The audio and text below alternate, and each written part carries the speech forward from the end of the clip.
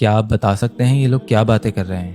И Донецкие, и Луганские, и наши силы спецоперации. Es ist speciale Machten, die later die Kommando genommen. 我从小在这里生活，也在这里念书。 Ваш вопрос сразу скажу, никто кроме них. Sanbonani igama lami uhalala sibongo ngorash. يعني أولا هناك خلافات على أكثر من ملف.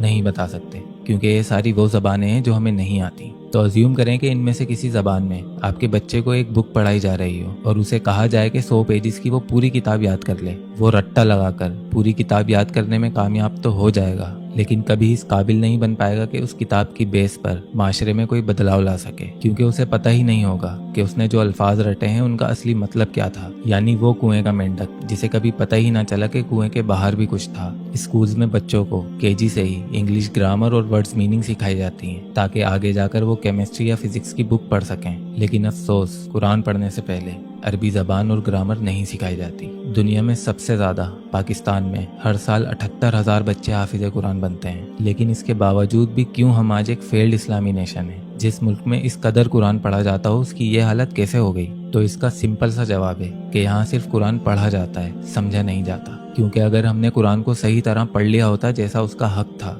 तो आज हम फिरकों, ज़बानों और सियासी पार्टियों में न बटे हुए होते। क्योंकि कुरान का बुनियादी काम ही है इंसान के दिमाग को खोल देना, उसे कुएं के बाहर की ज़िंदगी का तसव्वुर देना, उसे एहसास दिलाना कि अगर ज़िंदगी का मतलब सिर्फ खुद की ज़ात और जन्नत के ख्वाबों में गुम होकर रहना था तो आसपास दूसरे इंसान पैदा ही क्यों किए जाते? आपको क्या लगता है अगर हमारे टॉप पॉलिटिशियंस और आर्मी के जर्नलों ने कुरान को सही तरह पढ़ लिया होता तो वो इस तरह दूसरों का हक मारकर अपने असासे बनाने में ज़िंदगी बर्बाद करते? कुरान का सबसे बड़ा मौजज़ा ही ये है कि ये हर इंसानी दिमाग के कंपैटिबल है, चाहे उसे 10 साल का बच्चा पढ़े या 70 साल का बूढ़ा, कोई मुस्लिम पढ़े या नॉन मुस्लिम, डॉक्टर पढ़े या डाकू, साइंटिस्ट पढ़े या हलवाई, इसमें सबके लिए उसकी अकल के मुताबिक खैर है।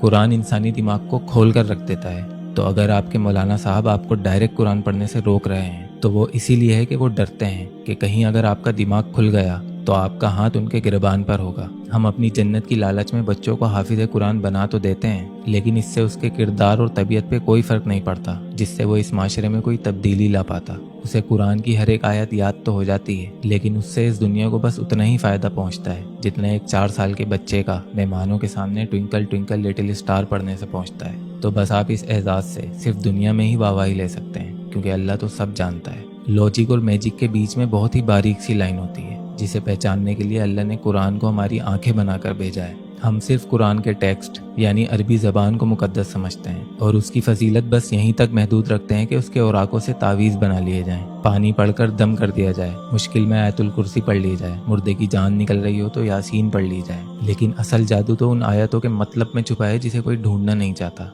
तो जिस किताब की बेस पर हमारे पूरे दीन की बुनियाद टिकी है आपको उसका ही इल्म नहीं, तो आप फिर किसी भी अल्लामा मौलाना के पीछे बैठकर कहानियां सुनकर वाहवाही करते रहें, अपने फ़िरक़ों के बचाव में एक दूसरे को माँ बहन की गंदी गंदी गालियां देते रहें, या अपनी इमेजिनेशन में खुद को जन्नती और बाकियों को दोज़खी समझते रहें। इससे ना इस माशरे को कोई फ़र्क पड़ता है और ना ही अल्लाह को। इससे ना तो इस दुनिया में आने वाले बिजली के बिल पे कोई फ़र्क पड़ता है और ना ही आपकी कब्र में लिए जाने वाले हिसाब पर। अगर आपको बात का मतलब ही नहीं पता तो कोई अरबी आपको गालियां ही क्यों ना दे रहा हो, आप उसे भी दुआएं समझकर आमीन आमीन करते रहेंगे। अरबी ज़बान कुरान के उतरने से पहले से मौजूद है। जादू सिर्फ ज़बान में होता तो कुफ़ारे मक्का भी तो अरबी बोलते थे, फिर क्यों जुल्म किए उन्होंने मेरे नबी पर। इस ज़बान की वैल्यू इसीलिए बढ़ी क्योंकि इसमें कुरान उतरा और ये मेरे नबी सल्लल्लाहु अलैहि वसल्लम की ज़बान थी। आपको क्या लगता है अगर कुरान किसी और ज़बान में उतरता तो सहाबा बिना उस ज़बान को सीखे इस दुनिया में इनकलाब ला पाते?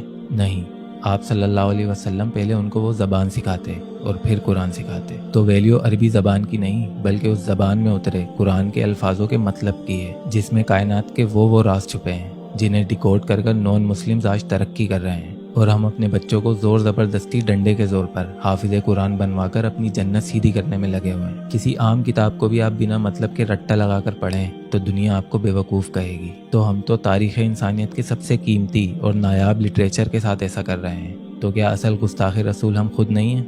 78,000 के बजाय अगर हमने 10 बच्चे भी ऐसे बना दिए होते जिन्होंने कुरान को अपने कल्ब में उतारा होता तो कुरान की ये ताकत है कि वो 10 लोग ही काफ़ी होते इस पूरे मुल्क में इनकलाब लाने के लिए। तो पूरा कुरान बिना समझे रट्टा लगाने से बेहतर है कि आप कोई एक सूरत लें वो किस वक्त नाजिल हुई, उस वक्त सरकमस्टांसिस क्या थे। ये सब चीज़ें दिमाग में रखकर जब आप तर्जुमे के साथ पढ़ना शुरू करेंगे तो आप बाकायदा महसूस करेंगे कि आपका दिमाग खुलना शुरू हो चुका है, और फिर आप बाकी का कुरान अपने शौक और तजस्सुस से बिना किसी जोर ज़बरदस्ती खुद ख़त्म करेंगे। कोई नॉन मुस्लिम भी ये वीडियो देख रहा हो तो मैं उसे भी चैलेंज करता हूँ कि वो कुरान की कोई एक सूरत यानी चैप्टर पढ़ के दिखा दे। मैं दावे से कहता हूँ कि चोरी छुपे ही सही वो पूरी किताब ख़त्म ज़रूर करेगा, और किताब ख़त्म करने के बाद उसके दिमाग पर लगी वो रिस्ट्रिक्शंस हटा दी जाएंगी जिससे आगे सोचने पर आज से पहले उसका कोई कंट्रोल नहीं था, और फिर उसकी बेमतलब ज़िंदगी को एक रास्ता मिल जाएगा जिसे हम अरबी में सिराते मुस्तकीम कहते हैं।